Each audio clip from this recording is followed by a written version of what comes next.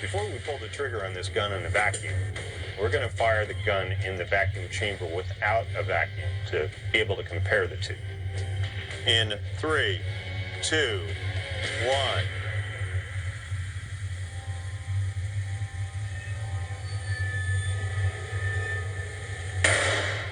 There it goes. That was a bang. Well, seemed to work pretty well. Indeed. They've tested the remote firing mechanism, captured it on high speed, and have a slug impact on the backboard to compare. It's time to reload. Gun is hot. Range is hot. And suck some air. And Adam, for one, is confident that in this instance, Hollywood has it right. We're waiting for our vacuum chamber to come up to a full vacuum, and then we're going to pull the trigger on our revolver. And I am here to tell you that I think it's going to go bang. I don't think the vacuum's going to have any effect on the gunpowder's ability to propel the bullet out the barrel of our revolver. This is it. With the chamber evacuated to a full vacuum. Are you ready? I'm ready. And Adam's remote finger on the trigger. All right, here we go. Will Hollywood have its day? Or as the myth suggests, will the gun misfire? Firing the gun in a vacuum. 3, 2, 1.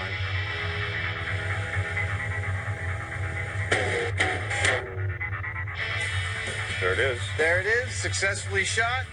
That gun fired in a vacuum. It did. The images are spectacular. Wow! And the details fascinating. I swear, if I just saw this footage, I would totally believe that it was a special effect. It doesn't look real. Yeah. Amazing. But exactly what happened? Cue forensic duo Doctors Heineman and Savage. Now that we know a gun can fire in a vacuum, the question arises, does the bullet behave any differently in the vacuum than in the air?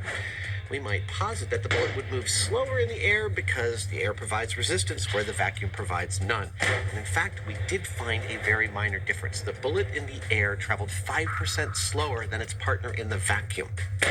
That's not a big result, but it is also borne out in a tiny way by the bullets that we found embedded in the glass.